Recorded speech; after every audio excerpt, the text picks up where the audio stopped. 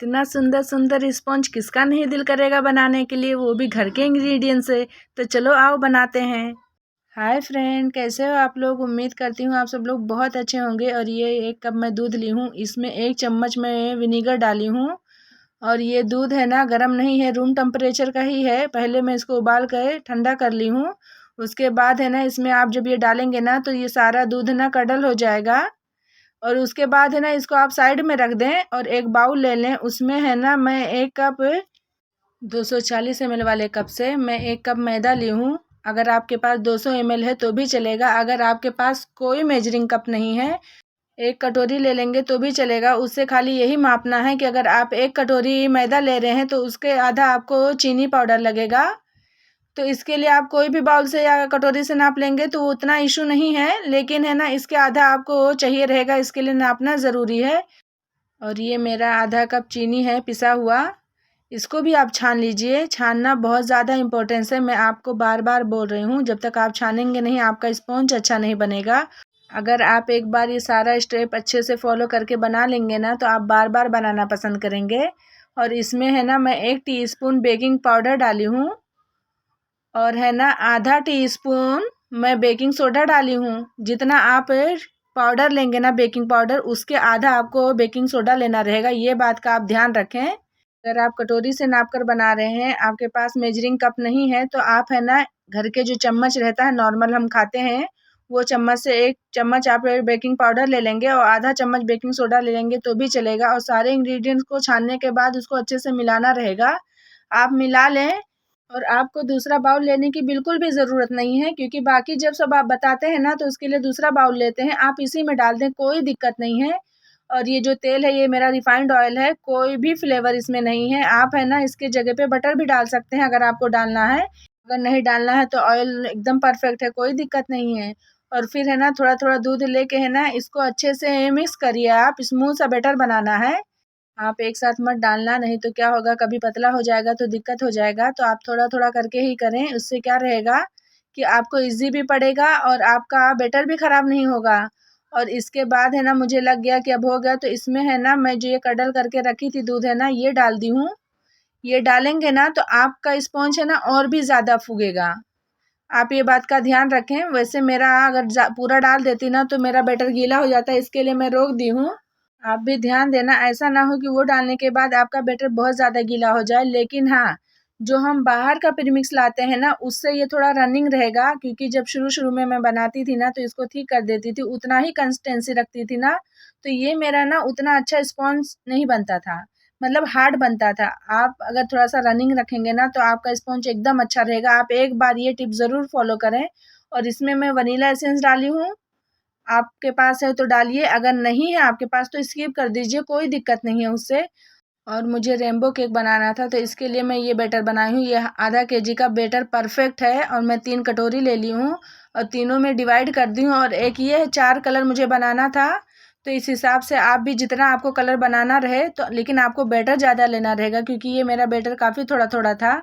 मुझे half KG में बनाना था, अगर 1 केजी में बनाना रहता तो ज़्यादा अच्छा रहता, लेकिन कोई बात नहीं, बहुत ही अच्छा तैयार हुआ था। आप तो शुरू में मेरे सारे स्पॉन्ज देख ही चुके होंगे।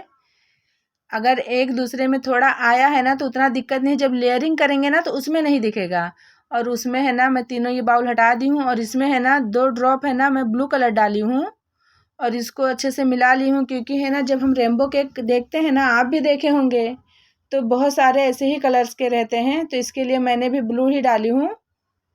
फिर मुझे लगा थोड़ा सा फीका कलर है तो और भी डाल दी हूँ, मुझे और भी गाढ़ा चाहिए था। मैं बोली ऐसा ना हो बेक करने के बाद और लाइट हो जाए, तो इसके लिए मैं अपने हिसाब से, मैं पहली बार रेनबो केक बनाने जा रही हूँ, पहले आप लोगों को ये बता दूँ। इसके लिए मुझे उतना कलर का आइडिया नहीं था कि ज़्यादा डालूँ या कम, तो मैं ये इतना डाली ना, अच्छा आया था, एकदम परफेक्ट जैसा मुझे चाहिए था। और फिर है ना मैं इसको टिन को है ना पहले ऑयल से ग्रीस कर दी हूँ और उसमें पेपर लगाई हूँ और ये उसमें डाल दी हूँ। और सबसे बड़ी बात है ना कि ये जो 4 कलर मैं तैयार करूँगी ना 2 टिन में करूँगी। मेरे पास है ना टॉल टिन ही नहीं था, नहीं तो मैं 4 कलर है ना एक में बनाकर आपको दिखाती, क्योंकि कभी आपको अगर रेनबो केक बनाना रहे तो बहुत ज़्यादा दिक्कत होती है कि एक-एक कलर है आप अलग-अलग बेक करके फिर वो बनाएँ। तो इससे क्या आपको ईज़ी पड़ेगा और एकदम सिंपल तरीके से ही मैं बता रही हूँ। अगर आपको कभी बनाना रहेगा तो ज़रूर ट्राई करना, परफेक्ट है ये। लेकिन अगर ज़्यादा रहेगा तो ज़्यादा अच्छा रहेगा, लेकिन कम में भी रहेगा तो बन जाएगा। मैं पहली बार बना रही हूँ तो मुझे लगा ना कि इसको पाइपिंग बैग में भर दूँ, फिर ऊपर से डालूँगी ना तो सारे जगह पे बराबर रहेगा। और मैं वैसा ही सेम फॉलो करी हूँ जो मैं सोची थी, लेकिन है ना ये आइडिया मेरा फ्लॉप है। मैं आगे आपको दूसरा वाले टिन में ज़रूर करके बताऊंगी कि हाँ ये तरीका सही है, क्योंकि कोई फ़ायदा नहीं हुआ मेरा पाइपिंग बैग में डाल के, क्योंकि उतने अच्छे से इसमें स्प्रेड नहीं हुआ। उल्टा जब मैं दूसरे तरीके से डाली ना तो उसमें हो गया है। आप लोग ज़रूर पूरा एंड तक बने रहना, क्योंकि जब तक आप एंड तक देखेंगे नहीं तो सारी चीज़ें समझ में नहीं आएगी। तो ये देखिए, ये डालने के बाद है ना उतना अच्छे से हुआ ही नहीं जितना मुझे चाहिए था, लेकिन बैग अच्छे से हो गया था और 2 लेयर भी अच्छे से 2 कलर में निकल गया था, वो दिक्कत नहीं हुआ है। लेकिन मतलब फालतू में पाइपिंग बैग का यूज़ करी, उतना मगजमारी अलग हुआ। तो आप लोग है ना ये स्टेप बिल्कुल भी फॉलो मत करना, भले मैं करी हूँ। नेक्स्ट जो स्टेप फॉलो करी हूँ ना उससे करेंगे ना वो ज़्यादा बेस्ट रहेगा।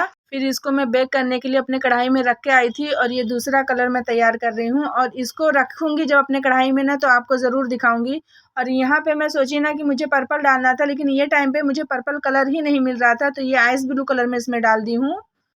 और अच्छे से मिक्स करिए आप। और इसको भी ना मैं दूसरे वाले टिन में ट्रांसफ़र करी हूँ, क्योंकि मैं पहले ही आपको बता चुकी हूँ कि मेरे पास टॉल टिन नहीं है। नहीं तो है ना मैं एक ही टिन में चारों कलर अप्लाई करती और आपको दिखाती कि अच्छा तैयार होता है। अगर मैं 4 बनाती ना तो ये आधा केजी का स्पॉन्ज नहीं तैयार करती और ज़्यादा करती। उससे क्या रहता ना कि मेरा अच्छे से तैयार होता, लेकिन मुझे थोड़ा बनाना था तो मैं बोली एक में 2 कलर सही रहेगा। तो इसके लिए मैं आधे केजी का ही स्पॉन्ज तैयार करी हूँ। और इसमें है ना मैं येलो कलर डाली थी। जब चम्मच से डाली ना तो ये मुझे ज़्यादा अच्छा पड़ा और स्टेप भी अच्छा है, ईजी है। तो आप लोग को जब भी कभी 2 कलर में बनाना रहे या 3 कलर में बनाना रहे ना तो आप चम्मच से ही अप्लाई कर दीजिए, कोई दिक्कत नहीं है, वो पाइपिंग बैग का झंझट ही नहीं। और इसको मैं अच्छे से स्प्रेड करी हूँ। जैसा कि आप लोगों को पता है कि मैं चूल्हे पे करती हूँ, तो अपने कढ़ाई को मैं 10 मिनट के लिए पहले ही प्रीहीट करने के लिए रख दी थी। और इसको अच्छे से डालने के बाद उसको लेकर गई हूँ, उसमें रखी हूँ। जब भी आपको कढ़ाई में अपना टिन डालना रहे तो बहुत केयरफुली आप डालें, क्योंकि क्या रहता है वो बहुत हीट रहता है।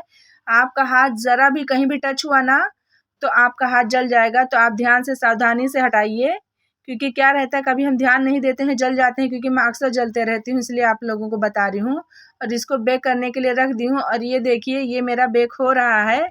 और 20 मिनट के बाद ये मैं गई हूँ चेक करी हूँ तो ये वाला तो हो गया था, लेकिन दूसरा वाला ना मेरा तैयार नहीं हुआ था।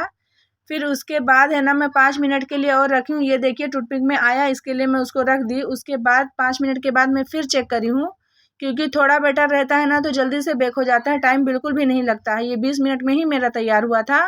तो आपका भी अगर पाव केजी का रहेगा ना तो 20 मिनट में तैयार हो जाएगा। और ये दोनों मैं फ़ैन के नीचे लेकर आ गई हूँ और इसको ठंडा करी हूँ। उसके बाद इसको डिमोल्ड करी हूँ और सारा ही कट करके आप लोगों को दिखाई हूँ। और ये वीडियो मेरी काफ़ी लंबी हो रही थी, इसके लिए है ना मैं आगे का स्टेप इसमें नहीं दिखाऊंगी। इसका केक है ना मैं कल आप लोगों को अपलोड करके दिखाऊंगी और कट करके भी दिखाऊंगी, क्योंकि ये घर का केक है, ऑर्डर का केक नहीं है। घर वाले बहुत बोल रहे थे कि अरे तुम भी रेनबो केक बनाओ, तो मैं बोली ठीक है, आज ऑर्डर नहीं है तो मैं आज बनाती हूँ। लेकिन मेरा ये वीडियो काफ़ी लंबा हो गया था, इसके लिए मुझे वो केक स्किप करना पड़ा और खाली स्पॉन्ज का मैं डाली हूँ।